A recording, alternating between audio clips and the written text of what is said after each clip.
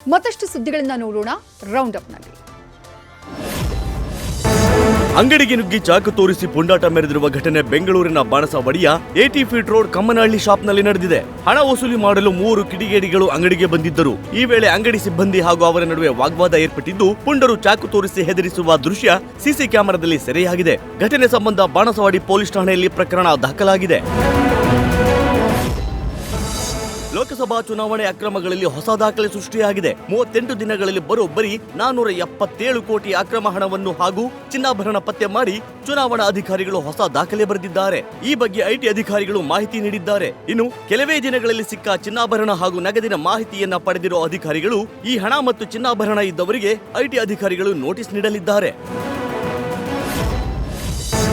Cafe ಸ್ಫೋಟ ಪ್ರಕರಣದಲ್ಲಿ ವಶಕ್ಕೆ ಪಡೆಯಲಾಗಿದ್ದ ಇಬ್ಬರು ಉಗ್ರರ ಎನ್ಐಎ ಕಸ್ಟಡಿ ಇಂದಿಗೆ ಅಂತ್ಯವಾಗಿದೆ. ಅಬ್ದುಲ್ ಮತೀನ್ ತಾಹಾ ಮತ್ತು ಮುಸಾಫಿರ್ ಹುಸೇನ್ ನನ್ನ 7 ದಿನಗಳ ಕಾಲ ಎನ್ಐಎ ತನ್ನ ಕಸ್ಟಡಿಗೆ ಪಡೆದಿತ್ತು. 2ನೇ ಬಾರಿಗೆ ತನ್ನ ಕಸ್ಟಡಿಗೆ ಪಡೆದಿದ್ದ ಎನ್ಐಎ ವಿಶೇಷ ನ್ಯಾಯಾಲಯಕ್ಕೆ ಹಾಜರುಪಡಿಸಿದ್ದಾರೆ.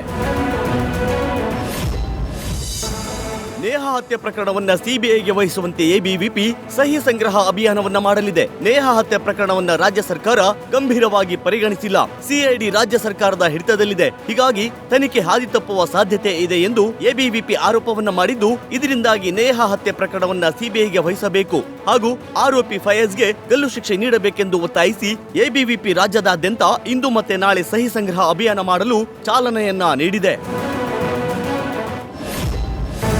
ಅನಾರೋಗ್ಯದ ಹಿನ್ನೆಲೆ ಮಾಜಿ ಮುಖ್ಯಮಂತ್ರಿ ಎಸ್ಎಂ ಕೃಷ್ಣ ಆಸ್ಪತ್ರೆಗೆ ದಾಖಲಾಗಿದ್ದಾರೆ. ವೈದೇಹಿ ಆಸ್ಪತ್ರೆಯಿಂದ ಮಣಿಪಾಲ್ ಆಸ್ಪತ್ರೆಗೆ ಶಿಫ್ಟ್ ಮಾಡಲಾಗಿದ್ದು, ಎಸ್ಎಂ ಕೃಷ್ಣ ಆರೋಗ್ಯ ಸ್ಥಿರವಾಗಿದೆ ಎಂದು ಆಸ್ಪತ್ರೆ ಮೂಲಗಳ ಮಾಹಿತಿ ಲಭ್ಯವಾಗಿದೆ. ಕಳೆದ ವಾರ ವೈದೇಹಿ ಆಸ್ಪತ್ರೆಗೆ ಎಸ್ಎಂ ಕೃಷ್ಣ ದಾಖಲಾಗಿದ್ರು. ಇದೀಗ ವೈದ್ಯರ ಸೂಚನೆ ಮೇರೆಗೆ ಹೆಚ್ಚಿನ ಚಿಕಿತ್ಸೆಗಾಗಿ ಮಣಿಪಾಲ್ ಆಸ್ಪತ್ರೆಗೆ ಶಿಫ್ಟ್ ಮಾಡಲಾಗಿದೆ. ದೈಹಿಕ ವ್ಯಾಯಾಮ ಸೇರಿದಂತೆ ಅಗತ್ಯ ಚಿಕಿತ್ಸೆಗಾಗಿ ಶಿಫ್ಟ್ ಮಾಡಲಾಗಿದೆ.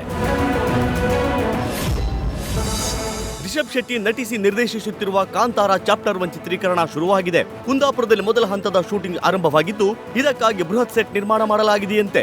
ಸುಮಾರು 200 x 200 ಅಡಿಯಲ್ಲಿ ಇಂಡೋರ್ ಸ್ಟುಡಿಯೋ ನಿರ್ಮಾಣ ಮಾಡಿದ್ದು, ಡಬ್ಬಿಂಗ್ ಎಡಿಟಿಂಗ್ ಇಲ್ಲೇ ನಡೆಯುತ್ತಿದೆಯಂತೆ. ಇದರ ಜೊತೆಗೆ ಮುಂಬೈ, ಬೆಂಗಳೂರು ಮತ್ತು ಹೈದರಾಬಾದ್ ನಿಂದ ತಜ್ಞರು ಹಾಗೂ ಕಲಾವಿದರನ್ನ ಕರೆತರಲಾಗಿದ್ದು, ಕಲರಿಪಟ್ಟು ತರಬೇತಿ ಸಹ ಕೊಡಲಾಗ್ತಿದೆಯಂತೆ. ಈ ಮೂಲಕ ಒಂದೇ ಸೂರಿನಡಿ ಕಾಂತಾರ ಚಿತ್ರದ ಶೂಟಿಂಗ್ ಹಾಗೂ ಪೋಸ್ಟ್ ಪ್ರೊಡಕ್ಷನ್ ಕೆಲಸ ಮಾಡಿಸಲಾಗುತ್ತಿದೆಯಂತೆ. ಇನ್ನುಳಿದಂತೆ ಹೊಂಬಾಳೆ ಪ್ರೊಡಕ್ಷನ್ ಈ ಚಿತ್ರ ನಿರ್ಮಾಣ ಮಾಡುತ್ತಿದ್ದು, ಇದೇ ವರ್ಷ ತೆರೆಗೆ ತರುವ ಲೆಕ್ಕಾಚಾರದಲ್ಲಿದೆ. ನ್ಯೂಸ್ ಫಸ್ಟ್ ನಿರ್ಭೀತಿಯಿಂದ ನಿಮ್ಮ ಪರವಾಗಿ.